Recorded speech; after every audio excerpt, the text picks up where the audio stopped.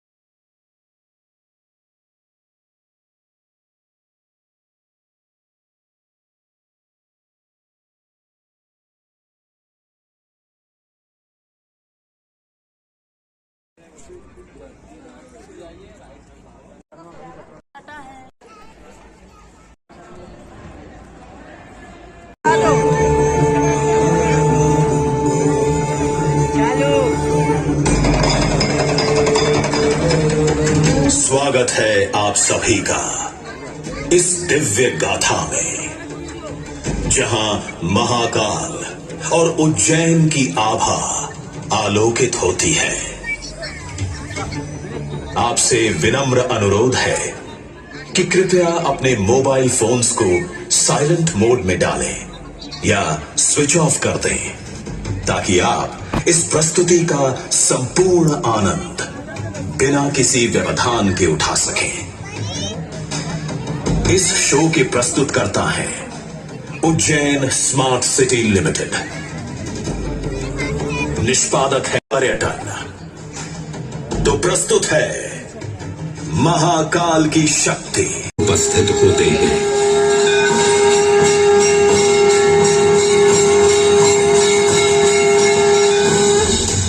उज्जैन की महिमा अद्वितीय है। सतयुग, त्रेता युग, द्वापर युग और कलयुग, हर युग में इसका अप्रतिम महत्व रहा है। इस काल यात्रा में सबसे पहले आपको सतयुग के उस कालखंड में ले चलता हूँ, जहां देव और दानव एकत्रित हैं समुद्र मंथन करने के लिए। मन की आंखों से कल्पना कीजिए, भगवान विष्णु ने कूर्म का रूप ले मंदरांचल पर्वत को अपनी पीठ पर उठा रखा है। सागर से विकराल लहरें उठ रही हैं, मेघ भयानक गर्जना कर रहे हैं। देव और दानव वासुकी सर्प को नेति बना और मंदार पर्वत को मथनी बना सागर को मथ रहे हैं कि तभी जल का पाप कालकूट विष निकलता है और पूरी सृष्टि को अपने ताप से झुलसाने लगता है। इस भयावह स्थिति ने देवताओं और असुरों के बीच हाहाकार मचा दिया। ये कैसा अनर्थ है? लक्ष्य था अमृतत्व का, पर अब मृत्यु की विकराल छवि हमारी आंखों के समक्ष मंडरा रही है। इस भयंकर संकट से केवल वही उद्धारकर्ता मुक्ति दिला सकते हैं जो समस्त विश्व के परम संरक्षक हैं।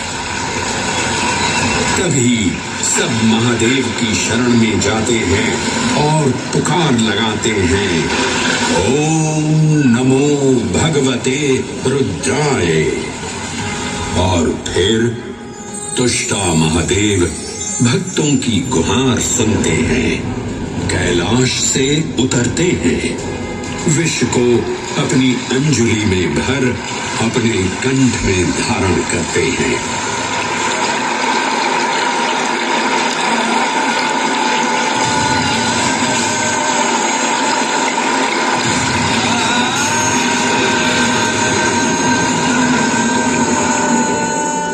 अंततो गत्वा सागर मंथन से अमृत कलश प्रकट होता है।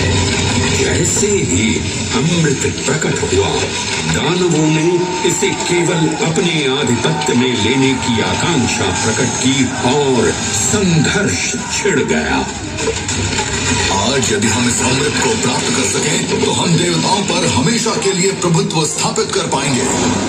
अमृत अपात्र हाथों में ना जा पाए, क्योंकि ये अपनी शक्ति का असीम दुरुपयोग करेंगे। इस अराजकता के परिणाम स्वरूप अमृत की कुछ बूंदें छलकी और पृथ्वी तक पहुंच गई। 4 स्थलों पर स्पर्श हुआ इन बूंदों का, हरिद्वार, प्रयागराज, नासिक और उज्जैन। अमृत की इन्हीं बूंदों के कारण उज्जैन में हर 12 वर्ष पर कुंभ सिंहस्थ मेले का आयोजन होता है। भगवान शिव की लीला देखिए, लोक कल्याण के लिए स्वयं विषपान किया और अपनी नगरी पर अमृत वर्षा करवाई। अमृत की पावन बूंदों से अभिसिंचित ये दिव्य उज्जैन भूमि रामायण के पृष्ठों में भी सम्मिलित हुई। सतयुग के बाद त्रेता युग में माता सीता